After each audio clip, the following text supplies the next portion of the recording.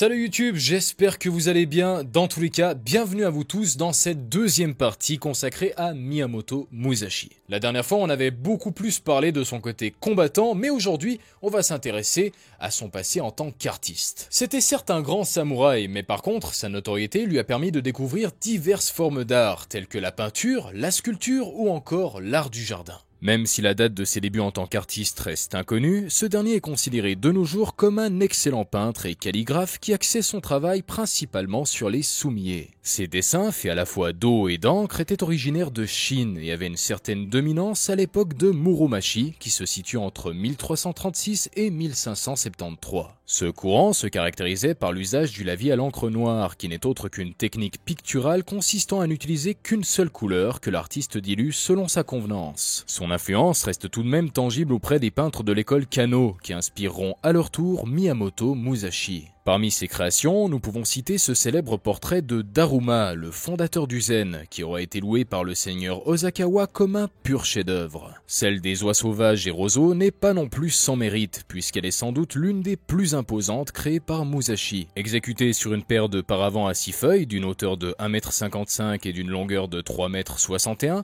cette œuvre repose de nos jours dans le musée Eisei Bunko à Tokyo. Selon les peintres adeptes du bouddhisme zen, dans le sumi-e, il est possible de déceler le tempérament mais aussi l'esprit qui anime l'artiste. Musashi était donc convaincu que l'art du sabre qu'il avait mené jusque-là était en quelque sorte un sésame pour toutes les autres voies artistiques. D'ailleurs, en parlant d'autres voies artistiques, il est temps de s'intéresser à une qui a beaucoup occupé notre samouraï et il s'agit de l'art du jardin. Au Japon, l'aménagement du jardin est un art important, semblable à la calligraphie et extrêmement respecté. Le but est de créer une nature idéalisée tout en limitant les artifices inutiles. De ce fait, la composition du jardin japonais suit 3 grands principes. Le premier est la représentation de la nature en miniature. L'artiste pourra alors représenter des montagnes, des lacs ou des rivières tout en étant le plus simple possible. Ensuite, le symbolisme est primordial. Généralement, parmi les figures les plus fréquemment utilisées dans les jardins, les rochers sont sans doute ceux qui ont le plus de sens selon leur disposition. Si l'un d'entre eux est suffisamment gros et isolé, ce dernier représentera alors le mont Shumizen, considéré comme la montagne des immortels.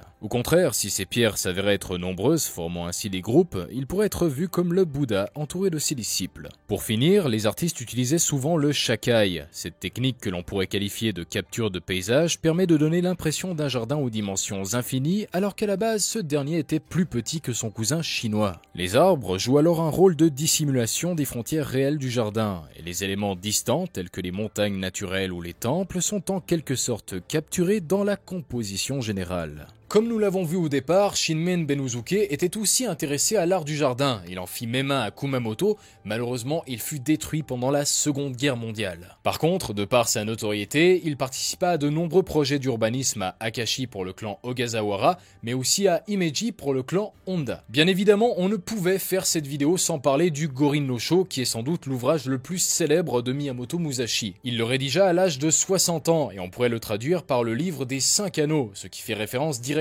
aux 5 étages des monuments funéraires bouddhistes et de ce fait il y a bien évidemment 5 chapitres. Dans ces derniers on peut y trouver justement des tactiques de stratégie à adopter lors d'affrontements et en particulier lors de duels, mais on parle aussi de comment se forger spirituellement et physiquement. C'était en quelque sorte son testament et finalement 2 ans plus tard, lorsqu'il sentit sa fin approcher, ce dernier écrivit le Dokodo que l'on pourrait traduire par la voie à suivre seul. Si l'on devait résumer cet ouvrage, en fait il s'agit principalement d'un code que Musashi a suivi toute sa vie pour atteindre une certaine perfection du corps et une perfection de l'âme. Par exemple, il y est écrit qu'il faut être impartial en tout, qu'il faut être éloigné de la luxure en toutes circonstances et qu'il ne faut avoir aucun regret tout au long de sa vie. Et je pense que nous on en a terminé avec les grandes lignes de sa vie d'artiste. Bien évidemment, j'aurais pu m'attarder un peu plus sur le Gorin no Sho étant donné que c'est un ouvrage assez conséquent et bien plus intéressant qu'il n'y paraît, mais je vais garder ça pour une autre vidéo. Dans tous les cas, j'espère que vous avez apprécié cette deuxième partie